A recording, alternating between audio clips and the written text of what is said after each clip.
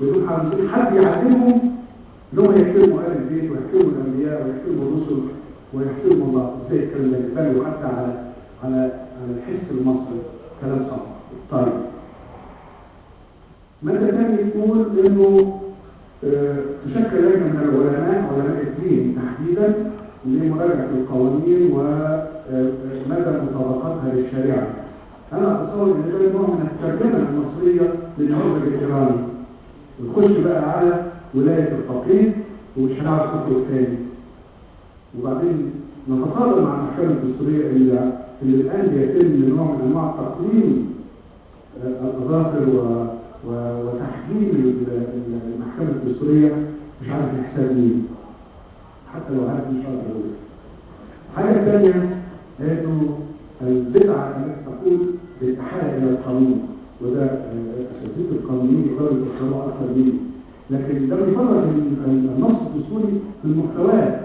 لما اقول وفقا لما ينظمه القانون، انا اتصور ان هذا الكلام اسقاط في منتهى الخطوره، لانه يديني ايده اليمين وياخد ايده اليمين برضه مش الشمال. الامر الثاني اضافه ماده او كما تم تسريبه لمراجعه القوانين على الشريعه او وفقا للشريعه. هذا الكلام اتصور انه نوع من الاتفاق على ان تم الارتباط فيه بالماده الثانيه، لان الماده الثانيه تمثل حاله ارتكاريه عند الكافر ما بين الذين يريدون الغائها بالكامل كما كان يتم النقاش قبل التاسيسيه، وما بين من يريدون ان يغلوا في التحكم في مفاصل الدوله وفقا ما بين مبادئ الشريعه نفسها. فسالوا الماده الثانيه زي ما هي وراحوا بايتين هذه الماده وكانهم يخشوا لنا، يطلعوا من الباب يخشوا لنا من الشباك. هذا الكلام في منتهى الخطوره. اذا كنا نؤمن بتداول السلطه فلا يحق للحزب الحاكم ان ينفرد بوضع الدستور، الا اذا كان يريد ان يعيد انتاج الحزب الى الابد. وربما لان انا بحب اقعد مع الشباب كتير لان نوع من تجديد الدم، بعض الشباب المصري الجميل قال لي انت زعلان يا استاذ، نحن امام حزب وطني جديد. قلت له ازاي يا راجل، احنا ضد هذا الحزب وكذا وكذا. قال لا، احنا امام حزب وطني فرع المعاملات الاسلاميه. فطبعا الكلام منتهى الخطوره، نحن نريد ان نسمع شيئا جديدا، نريد ان نرى على الارض افعال جديده تؤكد لنا ان مصر دوله او وطن لكل المصريين. مش بتكلم على المسيحيين والمسلمين، لكن بتكلم على القاعده المصريه المتنوعه. ميزه مصر منذ ان عرفت في التاريخ وحتى قبل التاريخ هو التنوع والتعدد. هي دي ميزتها، وده سر بقائها حتى الان رغم كل المتاعب وكل الكوارث اللي عدت عليها، لكن بقيت قويه لاعترافها بالتعدد والتنوع. تخيلوا كده لو فوجئنا ان كل اللي قاعدين في القاعه لابسين ابيض، الابيض لون حلو جميل، يعني مش هتكلم عن الاسود لكن هتكلم عن الابيض. العين هتتعب، تحب تشوف الموف والتركواز والازرق والاسود. والاسود يبقى اكثر جمالا لما يبقى جنبه ابيض. فالامور طارت بتضادها. مصر هي بتاعت التنوع. عندما يريدوا ان يصبغوا مصر بصبغه واحده، ده كلام صعب علينا، مش هنقدر الحس المصري ان احنا نتعامل معاه.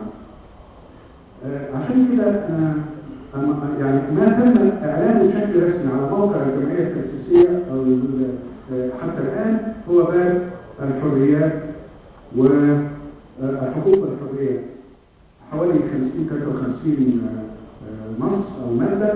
انا لما قريتهم تركت بيهم بصراحه، الا 5 يعني على راي عبد الخير، الا 5 يعني في شويه حاجات صغيره كده ممكن نصححها، لكن الصياغه حتى الان صياغه ممتعه. لكن المشكله اللي بتخوفني انها قراءه اولى. يعني انتوا بتشوفوا العنوان الرئيسي يقول لك قراءه اولى. قراءه اولى يعني ايه؟ يعني لسه في قراءه ثانيه ولسه في قراءه اخيره،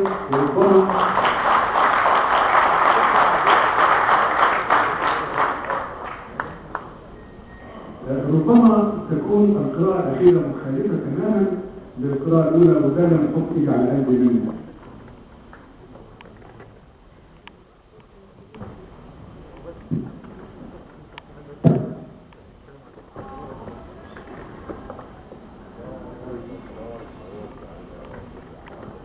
وبالتالي اتصور انه الامر محتاج الى تدقيق اكثر، لانه الموضوع مش وضع قانون في البرلمان، ممكن جدا في الدوله الثانيه يتغير ويتعدل ويتبدل، ودي سمه القوانين، لكن الدستور كما قال الاستاذ الدكتور مصطفى الفقي جاء ليبقى، جاء ليستمر.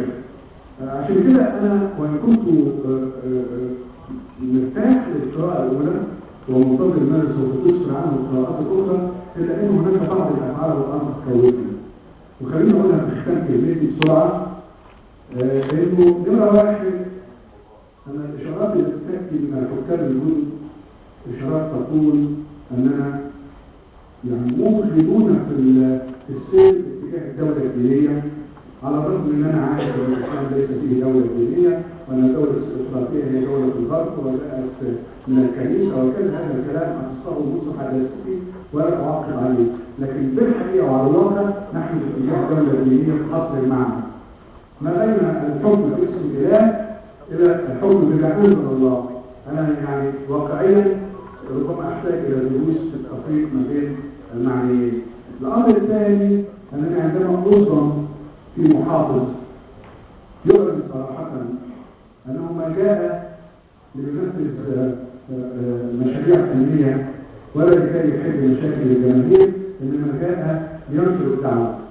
هذا خلط بين وخلط يبرد المشاعر للبسطاء، ولكنه يعلن انه يثق في هذا الموقع الذي يشهده، وانه يجب على رئيس الجمهوريه بما له من سلطات طبقا لقانون الاداره المحليه ان يعزل هذا المحافظ ويعيد مره اخرى للدعوه. احنا ضد الدعوه، لكن احنا ضد ان يقوم المحافظ بان تكون كل مهامه هي الدعوه. يعني اذا ربما اسمح لنفسي ان اسال من الذي يقدم خطط التنميه ومن الذي ينفذ خطط التنميه؟ من الذي يحل مشاكل الجماهير؟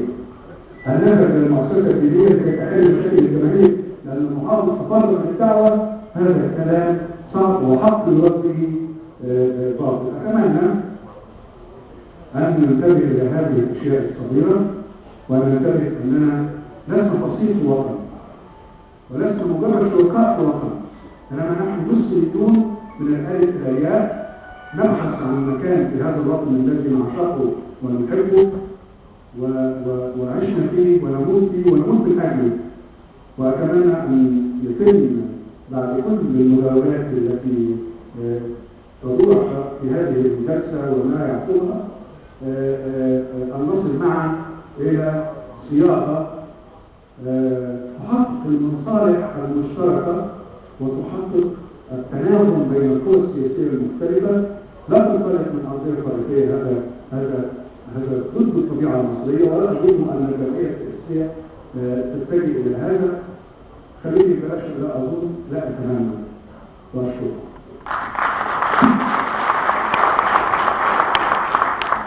شكرا دكتور كمال. انا شرفنا بالحضور الان السيد الدكتور ايمن محمود وكيل الجمعيه السياسيه في الدستور،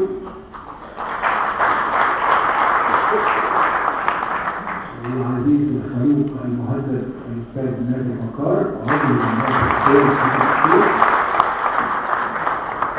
هنرجع مره ثانيه لسياق الطبيعي للندوه، وهو نستمع من الزملاء عما سمعتموه من مخاوف. وبيجي بالكلمه اللي قالها الاستاذ الدكتور كمال زاهر بخصوص الدستور، نحن لا نتعامل مع نصوص ولكننا نتعامل مع تسريبات، فليس لدينا ما نراه مما يدور داخل الجمعيه التاسيسيه.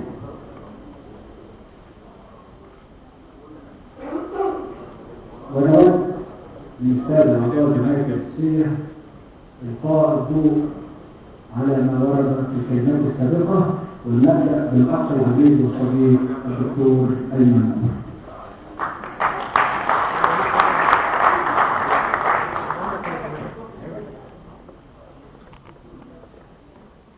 السلام عليكم، اسعد الله مساءكم. انا بعتذر عن التاخير وبعتذر ان انا جاي متاخر وكمان يكون كده راجع.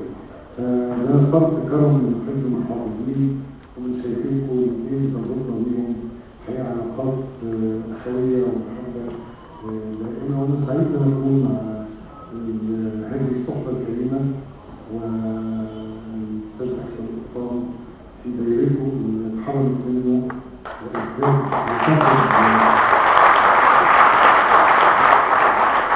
اعتقد كلكم عارفينها واتمنى ان احنا ان شاء الله قريب جدا نيجي في دايرته وهو نائب دايرته او النائب الطبيعي والشرعي لدايرته يعود مكانه اللي احنا مشتاقين فيه.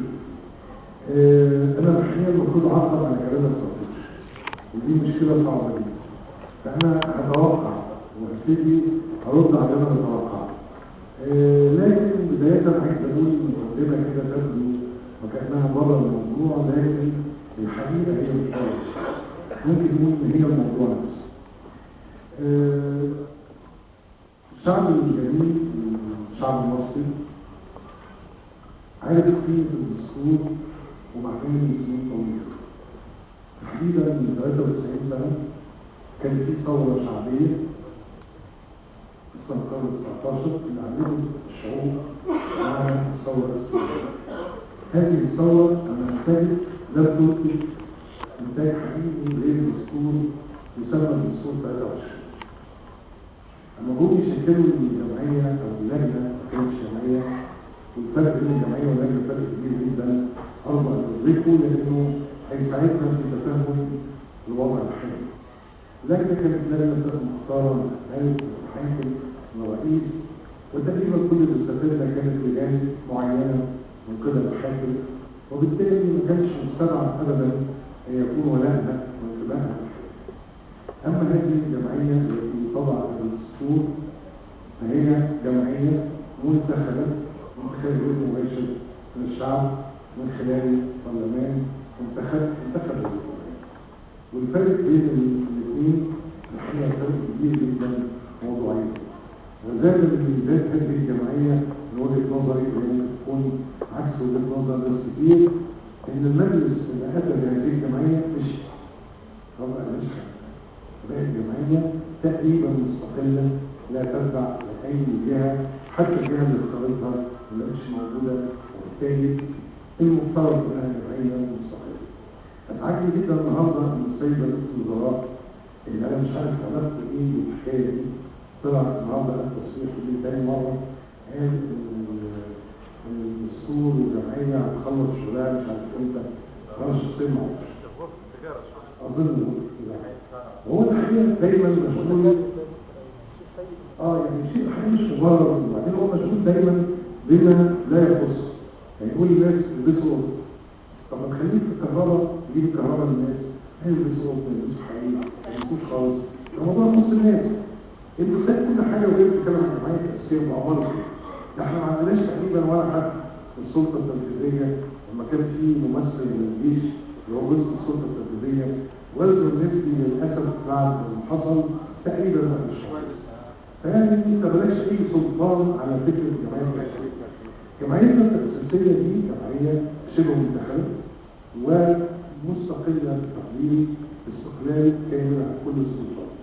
في لقاء سابق كنا مع السيد الرئيس محمد مرسي، فطلبوا بعض الزملاء بكذا وكذا في شأن الجمعيه التاسيسيه، فانا الحقيقه كنت واعترضت وقلت لهم هذا ليس حقه، وقلت له كده هذا ليس حقه، ولا تتدخل في شأن الجمعيه لانها لا تتبع لا الجمهوريه ولا غيرها. طبعا السلف على هذا ليس حقه، مش مستقل. طيب خليني ارجع واقول لكم الحكايه ولا مش هحاول ما اطولش. المصريين عرفوا قيمه الدستور من وقت مبكر جدا. اما عملوا ثوره 19 الناس خرجت الكلمات السياسي المعتاد كان يقول الاستقلال وايه؟ والدستور. الاستقلال التام. لا كان بيقول لك ده عم حصل الناس، لكن الحقيقه في الواقع كان اللي المعتاد للشعب المصري الاستقلال والدستور، وده كان ليه اشاره مهمه جدا. انا الحقيقه بحب ان انا دايما اشير اليها ان فكره المزاوله دي قضيه كبيره جدا حجم الاستقلال، وقضيه في هذا الوقت كانت حجمها في عقول الامم حكم مصري وأدبية الدستور الحقيقة كانت مزاوجة عبقرية للشعب المصري. الشعب المصري قدر يفهم أن الدستور ده هو الاستقلال التاني في وقت كان العالم كله مش فاهم قضية الدستور.